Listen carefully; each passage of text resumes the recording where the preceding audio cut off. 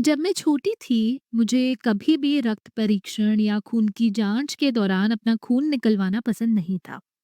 पहली बात तो ये थी कि मुझे सुइयों से डर लगता था और दूसरी बात मैं बहुत जिज्ञासु थी कि वो मेरा खून ले क्यों रहे हैं, वो इसके साथ क्या करेंगे और ये उन्हें मेरी बीमारी का इलाज करने में कैसे मदद करेगा। ऐसे कई सवाल मेरे मन में आते थे जब भी मैं ब्लड टेस्ट करवाने जाती थी। जैसे खून क्या है, इसमें क्या होता है, ये लाल क्यों होता है। और धीरे धीरे मुझे अपने सारे सवालों के जवाब मिले जब मैंने खून और उसके बारे में अधिक पढ़ाई की। और यही हम इस वीडियो में भी करेंगे। हम खून या रक्त से जुड़े इन सवालों का जवाब जानने की कोशिश करेंगे। तो सबसे पहले, रक्त क्या है? रक्त या खून एक तरल संयोजी ऊतक यानी कि लिक्विड कनेक्टिव टिश्यू है। तरल संयोजी ऊतक का क्या मतलब है? एक संयोजी ऊतक यानी कि कनेक्टिव टिश्यू वो होता है जो हमारे शरीर में कुछ जोड़ता है और समर्थन करता है। जैसे हड्डी और उपास्थि यानी कि कार्टिलेज हमारे शरीर में संयोजी ऊतक के प्रकार हैं। लेकिन जब हम हड्डी की बात करते हैं तो आप इसे तुरंत किसी ठोस चीज से जोड़ते हैं, है ना? लेकिन खून ठोस नहीं है, बल्कि खून तरल है। ये लगातार बहता रहता है। ये एक सघन तरल यानी कि विस्कस लिक्विड है। तो खून संयोजी ऊतक कैसे हो सकता है? खून इसलिए एक विशेष प्रकार का संयोजी ऊतक है क्योंकि ये गतिशील है। इसका मतलब ये है कि ये लगातार शरीर के अंदर यात्रा करता रहता है।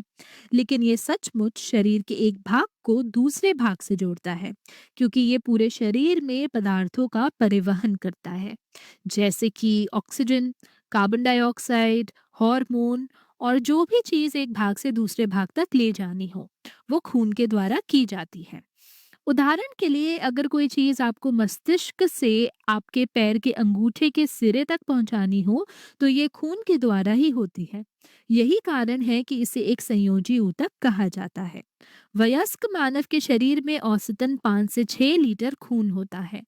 जब हम पूछते हैं कि खून के घटक या फिर अवयव क्या हैं, खून किससे बनता है, तो इसका उत्तर है कि खून का अधिकांश हिस्सा एक भूसे के रंग या हल्के पीले रंग का तरल पदार्थ होता है, जिसे प्लाज्मा कहा जाता है।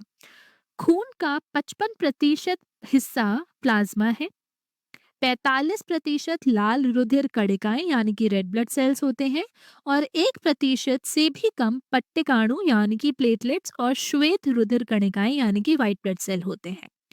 अब सवाल ये है कि हम प्लाज्मा कैसे प्राप्त करते हैं? क्योंकि अगर आप खून को एक टेस्ट ट्यूब में लेंगे तो ये केवल लाल रंग का ही दिखेगा, आपको कोई भूसे का रंग का तरल तो दिखाई नहीं देगा। तो प्लाज्मा प्राप्त करने के लिए हम खून को एक टेस्ट ट्यूब में लेते हैं, जिसे रक्त जमावरोधक यानी कि एंटी कोएगुलेंट से कोट किया जाता है। रक्त जमावरोधक वो पदार्थ है जो खून को थक्का जमाने से रोकता है, यानी कि क्लॉट होने से रोकता है। तो ये बहुत जरूरी है क्योंकि अगर खून जम गया तो हम उसके अवयवों या घटकों को अलग नहीं कर पाएंगे। फिर हम खून को एक मशीन में डालते हैं जिसे अपकेंद्रक यानी कि सेंट्रीफ्यूज मशीन कहा जाता है। अपकेंद्रक में टेस्ट ट्यूब बहुत तेजी से घूमती है। इस प्रक्रिया में उत्पन्न अपकेंद्र बल यानी कि सेंट्रीफ्यूगल फोर्स के कारण पदार्थ उनके भार के आधार पर अलग हो जाते हैं। भारी पदार्थ नीचे की ओर पेलेट के रूप में बैठ जाते हैं और हल्के पदार्थ ऊपर की ओर सुपरनेटेंट के रूप में रहते हैं। तो जब आप खून को अपकेंद्रक में अलग करते हैं तो जो तरल ऊपर रहता है वही प्लाज्मा है। अब सवाल ये है कि प्लाज्मा भूसे के रंग का क्यों होता है?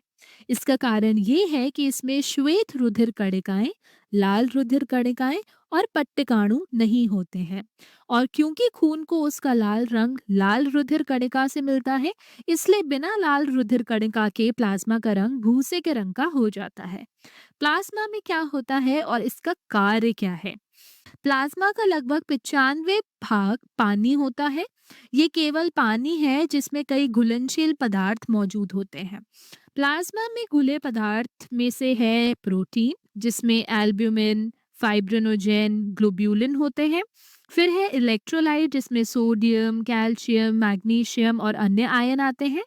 रक्त का थक्का जमाने वाले कारक यानी कि क्लॉटिंग फैक्टर्स या स्कंदन फैक्टर जैसे फैक्टर 3, फैक्टर 10 और फाइब्रिनोजेन, ये रक्त जमाव या स्कंदन यानी कि ब्लड क्लॉटिंग प्रक्रिया में महत्वपूर्ण भूमिका निभाते हैं। फिर है ग्लूकोज।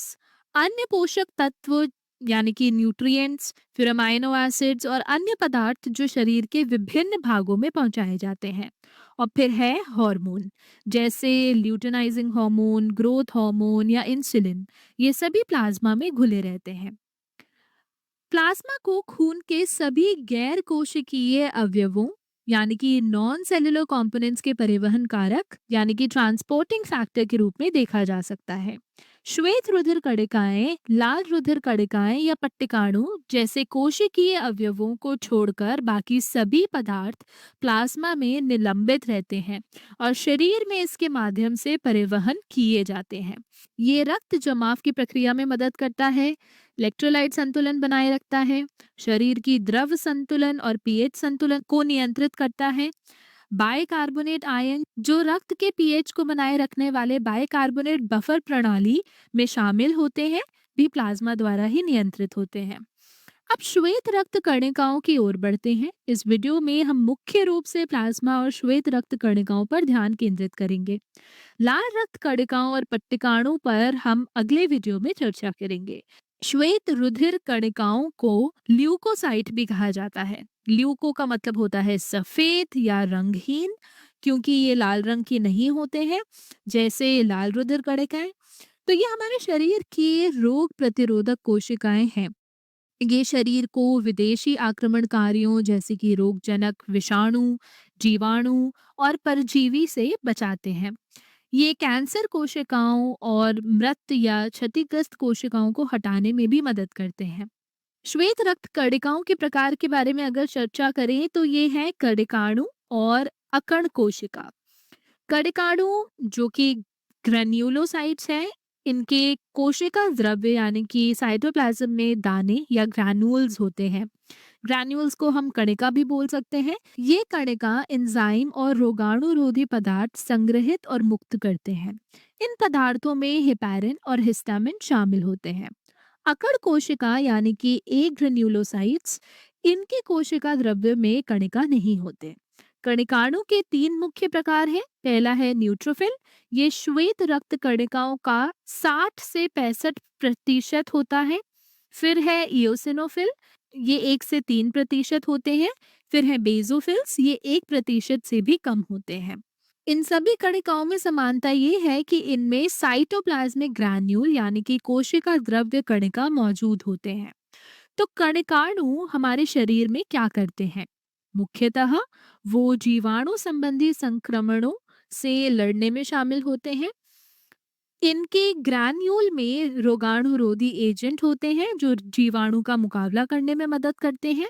और कणिकाणु फैगोसाइटोसिस कर सकते हैं। इसमें प्रतिरक्षित कोशिका जीवाणु को घेर कर उसे निगल जाती है और फिर उसे अंदर ही नष्ट कर देती है। न्यूट्रोफिल इस प्रक्रिया को करने में सक्षम होते हैं। फिर है इन्फ्लेमेटरी रिस्पॉन्स यानी कि सूजन। तो जैसे यदि आपकी त्वचा कट जाती है तो कुछ समय बाद वो क्षेत्र लाल हो जाता है, दर्द होता है और थोड़ा सूज भी जाता है कई बार। ये प्रतिक्रिया ये सुनिश्चित करती है कि जीवाणु उस खुले घाव से शरीर में प्रवेश ना कर सके। फिर है एलर्जी। हिस्टामिन जो कणिकाणु द्वारा छोड़ा जाता है, एलर्जी प्रतिक्रिया के लिए जिम्मेदार होता है। उदाहरण के लिए यदि आपको मूंगफली से एलर्जी है तो मूंगफली खाने पर गला बंद हो सकता है, पसीना आ सकता है, खांसी हो सकती है और आंखों में पानी आ सकता है। ए ग्रेन्युलोसाइट्स या अकर्ण कोशिका को ये नाम इसलिए दिया गया है क्योंकि उनके कोशिका द्रव्य में कणिका नहीं होते। इनके प्रकार में है लिम्फोसाइट। ये श्वेत रुधिर कणिका का 20 से 30% बनाते हैं।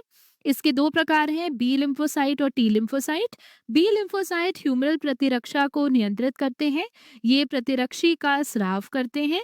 टी लिम्फोसाइट कोशिका मध्यस्थ प्रतिरक्षा को नियंत्रित करते हैं। कैंसर कोशिकाओं को पहचान कर उन्हें नष्ट करते हैं। और फिर आते हैं अब मोनोसाइट। ये श्वेत रुधिर कणिका का 2 से 8% बनाते हैं। फैगोसाइटोसिस में सक्षम होते हैं। तो अकड़ कोशिकाओं के कार्य के बारे में भी अब हम चर्चा कर लेते हैं। सबसे पहले ये प्रतिरक्षी स्राव में काफी मददगार होते हैं। बी कोशिका जब किसी विशिष्ट रोग जनक का सामना करती है तो वो 2 प्रकार के कोशिकाओं में विभाजित हो जाते हैं। प्लाज्मा कोशिका ये प्रतिरक्षी स्रावित करते हैं, और मेमोरी या फिर स्मृति कोशिका ये प्रतिरक्षा स्मृति बनाए रखते हैं। प्रतिरक्षा स्मृति, जिसे हम इम्यून मेमोरी भी कहते हैं, अगर वही रोगजनक भविष्य में फिर से हमला करता है तो मेमोरी बी कोशिकाएं जल्दी से प्रतिरक्षी स्रावित करती हैं और संक्रमण को रोक सकती हैं। ये टीकाकरण और प्रतिरक्षण का आधार है। अकड़ कोशिका और कर्णिकाणु मिलकर शरीर को विदेशी आक्रमणकारियों से और कैंसर कोशिकाओं और मृत क्षतिग्रस्त कोशिकाओं से बचाते हैं। ये सब कार्य हमारी श्वेत रक्त कणिकाओं द्वारा संचालित होते हैं। अगले वीडियो में हम लाल रक्त कणिकाओं और पट्टिकाणु पर चर्चा करेंगे।